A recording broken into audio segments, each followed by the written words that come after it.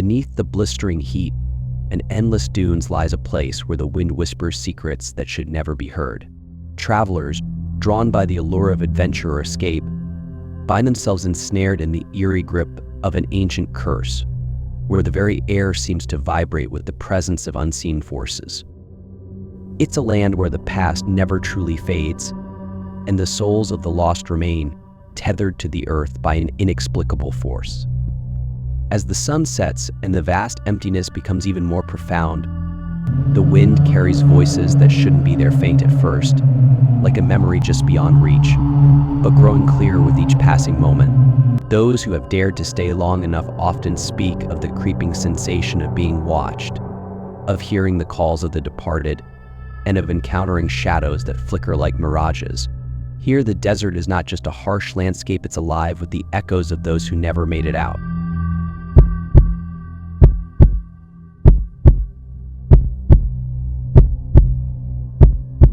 Death Valley, a name that evokes images of blistering heat, desolate sand dunes, and an unforgiving landscape.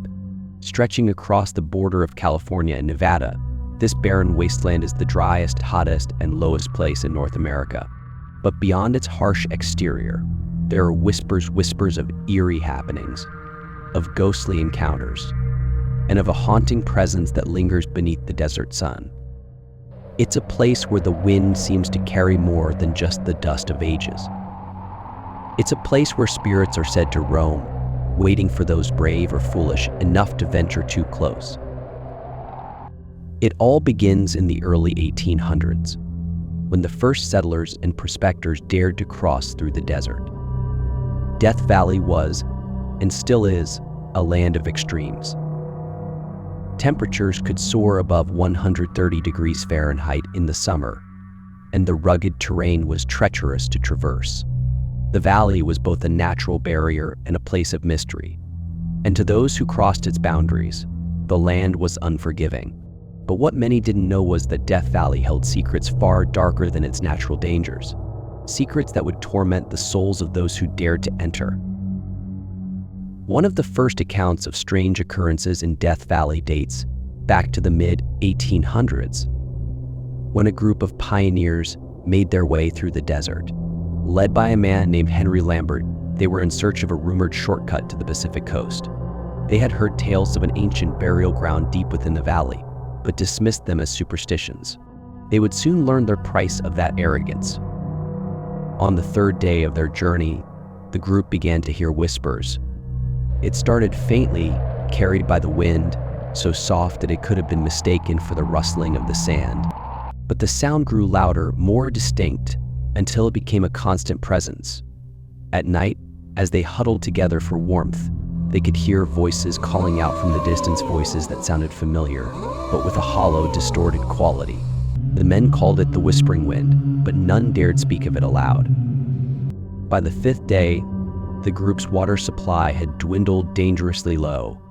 Henry Lambert decided to press forward, hoping to reach the coast before they perished in the heat. But as they marched on, the whispers became more insistent, rising above the wind, almost as though they were calling the men's names. And then, one by one, the men began to disappear. The first to vanish was Thomas, a young man with a keen sense of humor who had been with the group since the beginning. It was near dusk when he wandered away from the campfire, his curiosity getting the better of him. No one heard him scream, but when they went searching for him the next morning, all that remained was a patch of disturbed sand, as though something had dragged him away. As the days passed, the whispers seemed to follow them, growing louder with every step. And then, just as suddenly as Thomas had vanished, so did another member of the group, and then another. Panic began to set in. Henry Lambert tried to maintain order, but his leadership was crumbling beneath the weight of fear. By the time only 3 men remained, they had no choice but to abandon their search for the shortcut and retreat back to the east. But their return journey was no less treacherous. The whispers grew louder still, and the men swore they could hear the voices of their lost companions calling out to them. "Come back," they would hear in the dead of night. "Help us," they would hear in the silence of the desert dawn. When they finally emerged from the desert, the 3 men were hollow-eyed and broken. their minds shattered by the endless haunting that had followed them through the valley. They were the lucky ones they escaped, but for the others, Death Valley became a tomb, and those who ventured into the valley after them were never seen again. As the years passed, Death Valley remained a place of dread and danger. The whispers in the wind never ceased, and more stories began to surface, stories of ghostly apparitions, of vanished travelers, and of mysterious lights flickering on the horizon. The Native American tribes in the area, including the Timbisha Shoshone, spoke of the valley as a cursed land, a place where the spirits of the dead would roam forever, calling out to the living. One such tale, told by the Shoshone, speaks of a group of miners who struck gold in the valley during the late 1800s. Their claim, nestled deep in the heart of the desert, was rich and lucrative, but it was also dangerous. The miners built a small cabin and began extracting gold from the earth. But as they worked, strange things began to happen. At night, the sound of footsteps could be heard around the cabin, but when the men went outside to investigate, there was no one there. The wind, too, took on a malevolent quality. It would howl through the canyon walls, carrying with it the sound of a woman's voice, faint and distant, but unmistakable.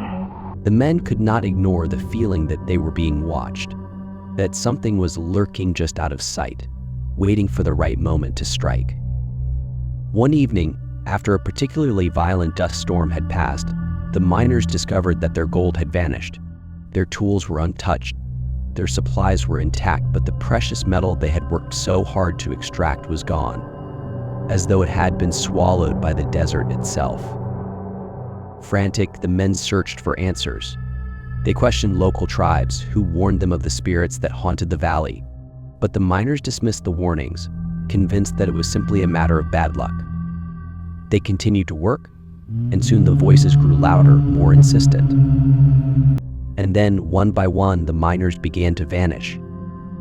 The last man left alive was found wandering the desert, babbling incoherently. He claimed to have heard the voices of the spirits calling to him, urging him to join them in the afterlife. The tale of the miners became one of many that would feed the mythos of Death Valley. But there were more. In the early 1900s, a caravan of travelers, a family of 4, made their way through the valley. They too were lured by the desert's strange allure. They had heard the rumors, but like many before them, they didn't believe in the tales of ghosts or spirits. The family's car broke down near the entrance to Dante's View, one of the most desolate and haunting locations in the valley. They were stranded, with no way to contact help. The air was thick with heat, and the night sky seemed to stretch on forever. The father, desperate to fix the car, ventured out into the desert to search for tools. He never returned. By morning, the mother and children were beside themselves with worry. They searched the desert, calling his name, but there was no sign of him. As they began to lose hope, they began to hear the voices. First, it was faint, the sound of a man's voice carried by the wind. Then it grew louder, more distinct. It was the father calling out to them from the distance. But as they followed the sound, they stumbled upon something that made their blood run cold, a shadow, tall and distorted, standing against the harsh light of the desert sun. The figure was not human, and as the family stood frozen in fear, it slowly turned toward them, its hollow eyes staring directly at them, before vanishing into the sand. They never found the father's body. The family left Death Valley, never to return, but the stories of the haunted desert continued to spread. Even today, visitors to Death Valley report strange occurrences. Some say they've heard voices in the wind, calling out to them from the darkness.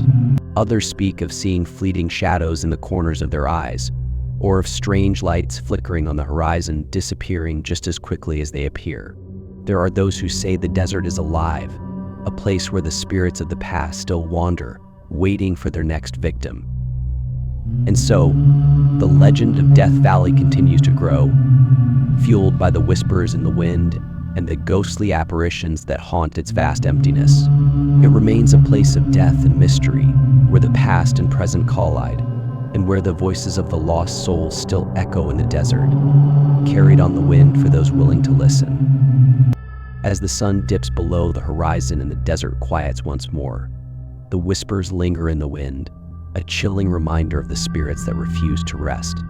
The land is vast and unforgiving, yet it holds a strange allure for those who seek its mysteries. For some, the haunting voices are merely folklore, but for others, they are a terrifying reality.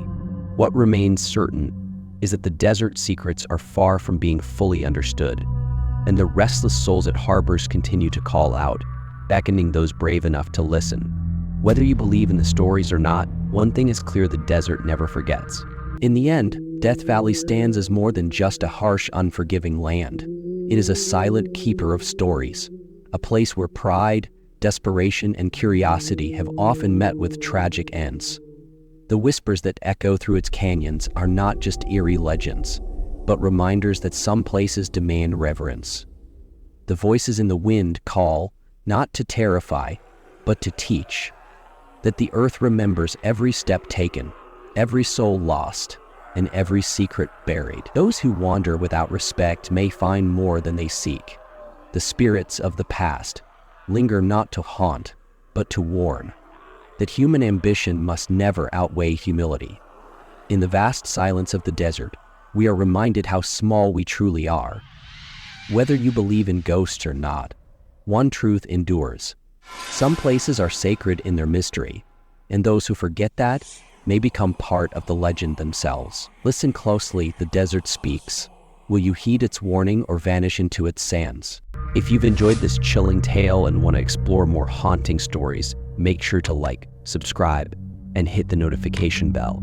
Join us as we uncover the mysteries that lurk in the shadows, waiting to be discovered. Stay tuned for more spine-tingling content.